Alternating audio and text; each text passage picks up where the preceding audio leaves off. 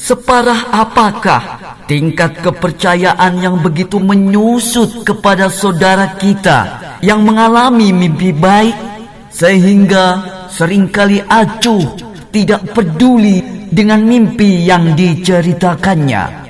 Padahal dengarkanlah ini, coba camkanlah kisah ini. Seorang sahabat Nabi pun begitu perhatian terhadap cerita mimpi baik yang dialami oleh Abu Jamrah. Syu'bah bercerita bahwasannya Abu Jamrah mengerjakan haji tamattu, namun ternyata orang-orang melarang Abu Jamrah mengerjakannya. Maka Abu Jamrah pun menanyakan hal tersebut kepada sahabat Nabi yang bernama Ibnu Abbas radhiyallahu an. Menanggapi pertanyaan dari Abu Jamrah, Ibnu Abbas lalu menjawab, "Lanjutkanlah dan kerjakanlah haji tamattu'mu itu." Abu Jamrah berkata, "Kemudian aku bermimpi, yang dalam mimpiku itu aku melihat ada seseorang berkata kepadaku, 'Hajjum mabrur wa umratum mutaqabbalah.' Haji yang mabrur dan umrah yang diterima." Lalu Abu Jamrah pun menceritakan mimpinya tersebut kepada Ibnu Abbas radhiyallahu an. Maka Ibnu Abbas lalu berkata, "Itulah memang sebagai suatu sunnah Nabi sallallahu alaihi wasallam."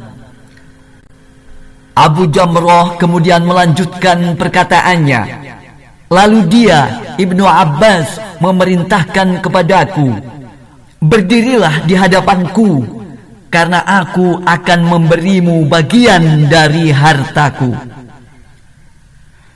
Syu'bah pun lalu bertanya kepada Abu Jamrah, "Mengapa Ibnu Abbas berbuat demikian, memberi hadiah bagian harta kepada Anda?" Maka Abu Jamrah menjawab, "Hal itu karena mimpi yang aku alami." Kisah ini terdapat dalam hadis sahih riwayat Imam Bukhari. Hikmah yang dapat dipetik dari kisah di atas bahwasannya sikap sahabat Nabi Ibnu Abbas ternyata begitu perhatian, begitu serius mendengarkan cerita mimpi yang disampaikan oleh Abu Jamrah tersebut, lalu memberi tanggapan serta membenarkan mimpi yang dialami Abu Jamrah sembari memberi pernyataan bahwa itulah haji tamattu yang memang sesuai dengan sunnah Nabi Muhammad SAW.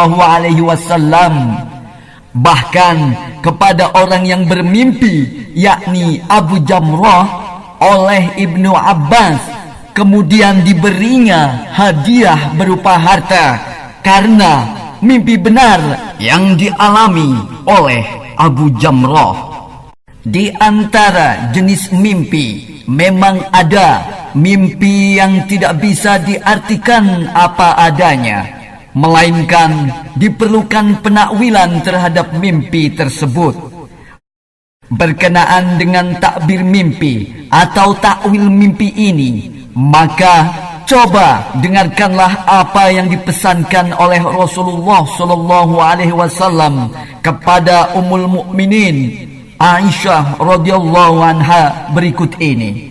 "Ya Aisyah, idza abartum lil muslimir ru'ya fa'buruha 'alal khair, fa innar ru'ya takunu 'ala ma ya'buruha sahibuha."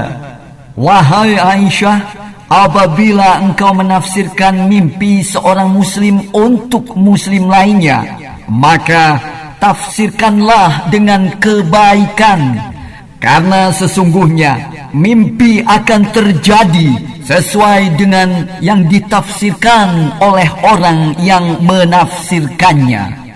Hadis riwayat Darimi dengan perawi yang siqah. Lalu bagaimana seharusnya kita menyikapi perihal mimpi ini?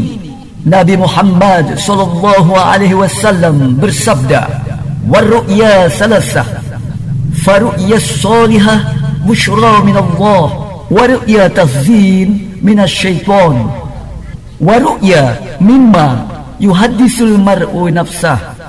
Fa in ra'a ahadukum ma yakrahu falyaqum falyusalli wa la yuhaddis bihan nas." Mimpi itu ada 3 macam. Yang pertama, mimpi yang baik sebagai kabar gembira dari Allah. Yang kedua, mimpi yang menakutkan atau menyedihkan datangnya dari syaitan. Dan yang ketiga, mimpi yang timbul karena ilusi angan-angan atau khayalan seseorang. Karena itu, jika kamu bermimpi yang tidak kamu senangi, maka bangunlah, kemudian sholatlah, dan jangan menceritakannya kepada orang lain. Hadis sahih riwayat Muslim.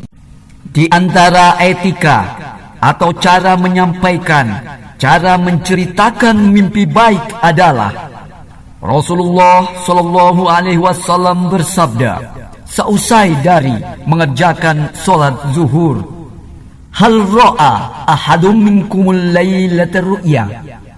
Fa in kana ahadun ra'a tilkal lailatar ru'ya qassaha alaihi fayaqulu fiha ma syaa Allah."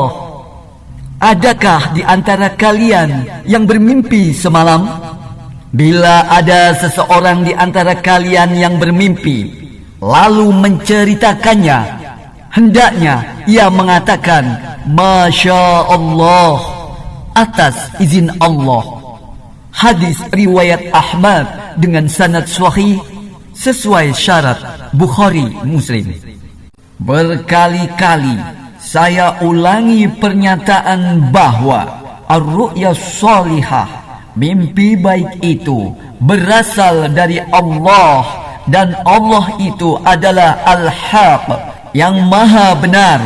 Oleh karena itu, mimpi baik isinya pasti benar, akan selaras sesuai dengan Al-Quran dan Sunnah. Sebab sekali lagi bahwa Nabi Muhammad SAW adalah khatamun nabiyyin, penutup para nabi. Jadi setelah Nabi Muhammad wafat, tidak ada lagi nabi baru dan risalah baru. Dan mimpi baik yang merupakan satu bagian dari 46 bagian kenabian pasti sesuai dengan Al-Quran dan Sunnah yang dibawa oleh Rasulullah SAW. Korupsi pada perkara mimpi seharusnya tidak perlu dilakukan.